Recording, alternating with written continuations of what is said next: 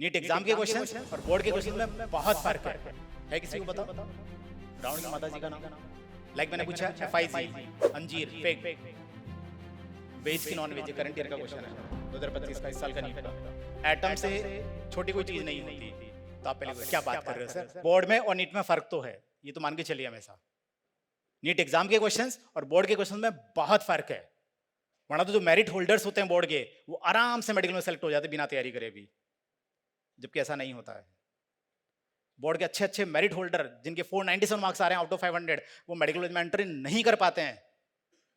तैयारी की तो एंटर करेंगे, तुमने मेडिकल कॉलेज की एंट्रेंस की प्रिपरेशन ही नहीं की, बस बोर्ड की प्रिपरेशन करी, बोर्ड में नंबर आ गए, नीट में सिलेक्शन नहीं होगा। फर्क है। क्या फर्क है जरा सुनिएगा। ऑफ कोर्स बहुत सारे क्वेश्चन नीट में भी नॉलेज बेस आते हैं। नॉलेज बेस मतलब जो आपने पढ़ रखे हैं वो आप आंसर दे सकते हो डायरेक्ट। फॉर एग्जाम्पल मैंने आपसे पूछा रावण की माता जी का नाम। अब इस क्वेश्चन में ब्रिलियंसी की जरूरत थोड़ी है, जस्ट नॉलेज है। किसी को पता रावण की माता जी का नाम? बोल दीजिए। केक्सी। ये नॉलेज बेस्ड क्वेश्चन है, जिसने पढ़ रखा है वो बता सकता है।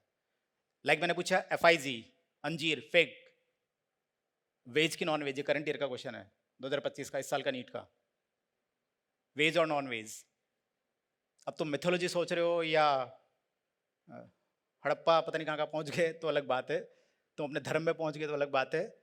NCERT के हिसाब से वेज पढ़ रखा है आंसर दे पाओगे। ऐसे बहुत सारे क्वेश्चन है। लाइक मैं आपसे पूछता हूँ Ghibli art related to which country?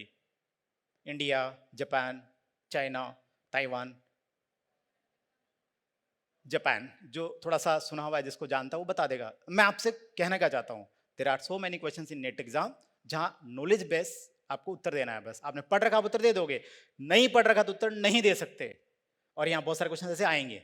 ये पहली वैरायटी हुई। दूसरी वैरायटी, आपको क्वेश्चन देख करके जब ऑप्शंस देखोगे तो कंफ्यूजन स्टार्ट होगा। कुछ क्या लगता है ये सही होगा, नहीं यार पर इसमें तो ये होगा, नहीं पर यार ये सही है। ऐसे क्वेश्चन बायोलॉजी में भरमार आते हैं, भयंकर बच्चों को कंफ्यूज करते हैं। 1 2 3 करेक्ट, 2 4 करेक्ट, ओनली 1 करेक्ट। तो अगर अधूरी जानकारी आपकी है तो आप ऐसे उसमें पक्का फंसोगे, गलत होंगे पक्का।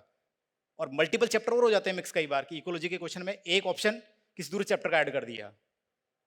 तो ऐसे क्वेश्चन भी आपको कंप्यूटर एग्जाम में मिलेंगे। लाइक मैं आपसे पूछता हूं out of XL and L which one is bigger? Out of XL and L which one is bigger? Out of XL and L which one is bigger? Speak loudly.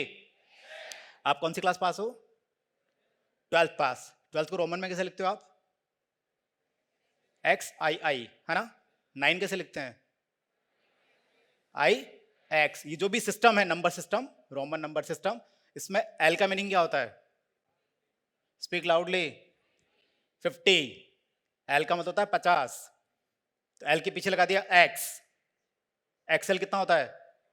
40। So XL is, speak loudly. So XL is smaller than, ये क्या तरीका है sir यार? ये कोई मजाक है क्या? तो भैया तुम्हें पहले पूछना चाहिए था मुझसे कि सर आपको पॉइंट ऑफ व्यू क्या है, आप किसके आधार पे जानना चाहते हो? मैं तो कपड़ों में खोया था, तो मैंने तो आंसर कपड़ों के हिसाब से दे दिया। और आपका आंसर सही भी है कि as per cloth size XL is bigger than L. तो आपको क्वेश्चन के ऑप्शन में ढंग से देखना पड़ेगा कि किसके, जैसे cow milk, vegan, non vegan, veg, non veg. Again इसमें भी पॉइंट ऑफ व्यू इंपॉर्टेंट होता है कि आप किसके आधार पर जानना चाह रहे हो। ये बाई प्रोडक्ट एनिमल है, पर इस प्रोडक्ट के अंदर क्या चीज इंक्लूड है उसके अकॉर्डिंग आंसर देना है। मतलब ना कि मिल्क को ऑब्जर्व करो कि मिल्क के अंदर B12 है या ये है या वो है, इसके आधार पर आंसर देना है हमें, वेज है कि नॉन वेज है। या जो एनिमल बाई प्रोडक्ट्स होते हैं उनको तो वेज बोलते ही है ना, उसमें कोई फ्लैश या क्या बोलते हो आप, कुछ भी ऐसा चीज नहीं है जो कि नॉन वेज की आइडेंटिफाई होती हो। लेकिन बेसिक कंटेंट में जाते हो तो कुछ और चीज है। तो कई बार पॉइंट ऑफ व्यू, लाइक जैसे मैं आपसे पूछता हूँ एटम से छोटी कोई चीज नहीं होती, तो आप पहले क्या बात कर रहे हो सर? अरे मैं नहीं कर रहा, उसने कहा था भाई ने, कौन था, डाल्टन था, कौन था वो जिसने कहा था कि एटम से नीचे कोई जाना ही नहीं है। बाद में इलेक्ट्रॉन, प्रोटॉन, न्यूट्रॉन भी आए। एटम इज इंडिविजुअल, हाँ ये लाइन बोली थी किसी साइंटिस्ट ने। किसने बोली थी ये? मेरे को तो याद नहीं सर, केमिस्ट्री वाले डाल्टन ने। तो उसकी थ्योरी के अकॉर्डिंग तो ये है ना। अब मैं आपसे पूछूं as per Dalton minimum unit of structure of say any body, तो उसमें तुम प्रोटॉन तक थोड़ी जाओगे, उसमें एटम बोलोगे बस, क्योंकि उसके हिसाब से दुनिया में एटम से छोटा कुछ नहीं होता। तो ऐसे अलग अलग थ्योरीज के अकॉर्डिंग अलग अलग आंसर्स। आपके बायोलॉजी में भी चलती हुई थ्योरी अलग अलग, जेनेटिक्स में आती है बहुत सारी थ्योरीज की इसके अकॉर्डिंग तो ऐसा होता है, पर इसने कहा ऐसा होता है, फिर मटर आया, पता नहीं कौन कौन है, हमारे टाइम पे ऐसे पढ़ाते थे लोग। आपकी बातें होंगे ऐसे, यस और नो? अरे बात समझ में आ रही है? तो कुछ वैरायटी ऐसी होगी क्वेश्चंस की जिसके अंदर आप किस नजर से देख रहे हो, किसके आधार पे आप बताना चाह रहे हो, वो बहुत इंपॉर्टेंट है, इसलिए ऑप्शंस को बहुत गौर से देखना पड़ता है हमें। एक वैरायटी हुई, एक वैरायटी है, तीसरी वैरायटी एक तरह से जिसमें प्रेजेंस ऑफ माइंड, जिसमें आजकल के बच्चे यूज करते हैं क्लिक, और असर दिमाग क्लिक ही नहीं हुआ। फॉर एग्जाम्पल एक छोटा सा क्वेश्चन सामने है, इस डायग्राम में कुछ फ्रूट्स एंड वेजिटेबल्स की फोटो बना रखी है, ये पूरा पिक्चर है, एक फ्रेम है, एक जिसमें फल और सब्जियों के चित्र बना रखे हैं। थोड़ी हिंदी आती कि नहीं आती? चित्र का मतलब जानते हो क्या? नहीं आती होगी, इतनी तो नहीं आती होगी। क्या बोलते हैं चित्र को इंग्लिश में? पिक्चर बोलते हैं, या फोटो बोलते हैं, या डायग्राम बोलते हैं, या इमेज बोलते हैं? छोड़ो यार हिंदी इंग्लिश। एक फ्रेम है ये, इसमें कुछ वेजिटेबल्स के फोटो हैं और कुछ फ्रूट्स होंगे। एक चीज ऐसी आइडेंटिफाई करनी है जो ना तो वेजिटेबल है ना फ्रूट है। आराम से फोटो देखिए, फल सब्जियों के चित्र बना रखे हैं इसमें। एक ऐसी चीज आपको ढूंढनी है जो ना फल है ना सब्जी है। Odd one out, one word में अगर पूछूं तो इस पूरे, किसी को आंसर बोलना नहीं, बस देखते रहो और हाथ ऊपर करो अगर आपको पहचान में आ गया तो। Identify an item which is not belong to the given group of vegetable and fruits. बस हाथ ऊपर करते हो जिसको आ गया आंसर। पूरे डायग्राम में देखिए जो ना तो फल है ना सब्जी, ऐसी कोई छोटी चीज इसमें दिखेगी आपको, जैसे ये टमाटर है, गोभी है, जो भी है। इस पूरे डायग्राम में एक ऐसी चीज ढूंढो जो ना फल है ना सब्जी है। रेज योर हैंड जिसको पता लग गया।